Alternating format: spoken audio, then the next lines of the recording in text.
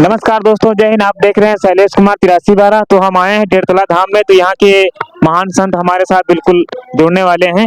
तो बाबा जी, आप हमारे YouTube चैनल में कुछ हमारे सभी दर्शकों को बताइए कि व्यक्ति कर्म से महान होता है या फिर धर्म से? कर्म से महान होता है।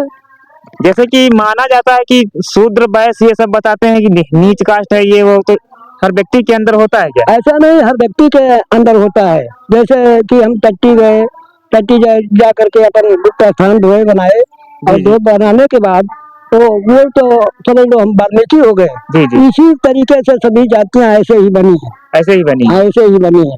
और ना कोई शूद्र है ना कोई वो है, सभी वैश्य है।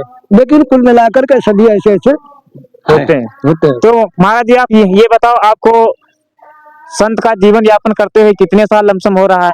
हमको लगभग हो गए हैं कि 40-45 साल। 45 साल। तो आपने संन्यास बचपन से ही लिया था? मैं बचपन से नहीं लिया था जी। अधूरे से लिया था। कितनी उम्र थी जब आपने संन्यास? तो हमारी उम्र थी लगभग हम 30 के लगभग थी। 30 वर्ष। अच्छा, तो आपने सारा जीवन ब्रह्मचर्य में ही गंवा दिया। तो माना जाता है इस तीर्थ को वेद में भी प्रमाण आता है।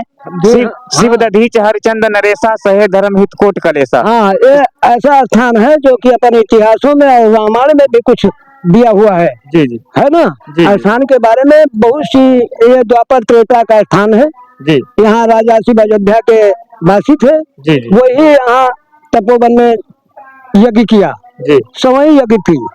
तो उन्होंने सवई यज्ञ जब करने लगे तो ब्रह्मा विष्णु घबरा गए जी जी। घबराए तो उन्होंने कहा कि इनकी यज्ञ जो है भंग कर दी जाए जी। तो अग्निदेव को कबूतर बनाया, अपना बाज बन गए जी। और बाज बनने के बाद में इनको पीछा रगड़ा लिया जी।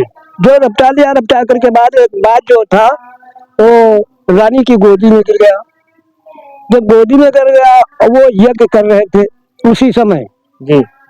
तो बाज बोला कि हमारा भोजन दो, और कबूतर बोला कि हमारे प्राण बचाओ जी जी। तो राजा ने कहा ठीक है, आपके प्राण बचाऊंगा, आपका भोजन दूंगा। इसी तरह यज्ञ करने लगे। यज्ञ करते समय में इन्होंने वहाँ तो देवता थे ना, कबूतर थोड़े थे जी जी। लेकिन तो अपना मांस काट काट के डालने लगे और मांस काट डाल करके तो इनका वो बोले ब्रह्मा जी की देखो ऐसे हम भोजन नहीं देंगे, आपका भोजन तो हम तराजू में तोल के लेंगे जितना हमारा कबूतर वजन है। तो जब मांस डालने लगे तो पलड़ा नीचे नहीं आया। जब नीचे नहीं आया तो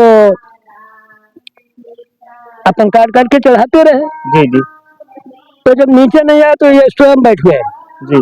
तो 33 करोड़ देवताओं ने यहाँ तीरथ खोदा और खोदने के बाद में इनको नहलाया गया।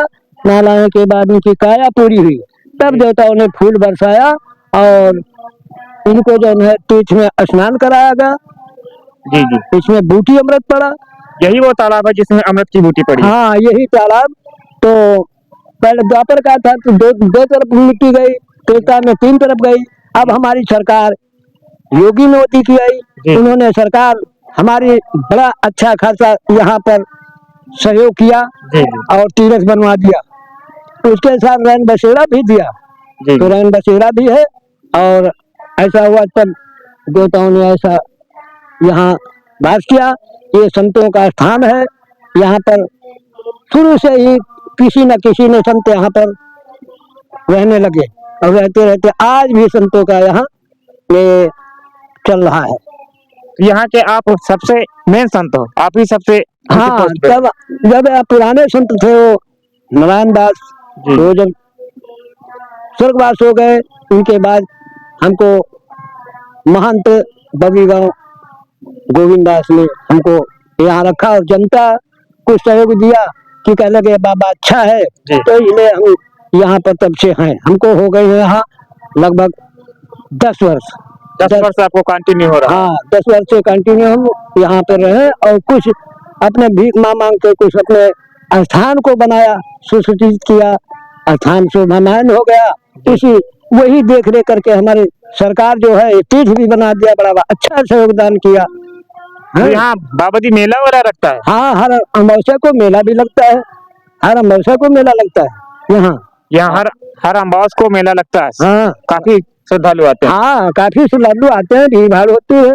जी। और तो पुलिस शासन भी आती है, पुलिस प्रशासन की व्यवस्था रहती है। हाँ आ जाते हैं, देख रेख करते हैं।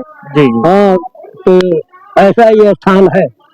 और अब कुछ समय से अभी थोड़े 3 साल हो गए तो सीताराम की जाप हो रही है। 3 साल से बराबर हो रही है। हाँ 3 साल, चौथी वर्ष चल रहा है, चौथी वर्ष चल रही है। ये कब तक चलेगा? अब ये तो भगवान की माया, हम नहीं कह सकते कितने दिन चले, जी। लेकिन चल रही है सीताराम जाप।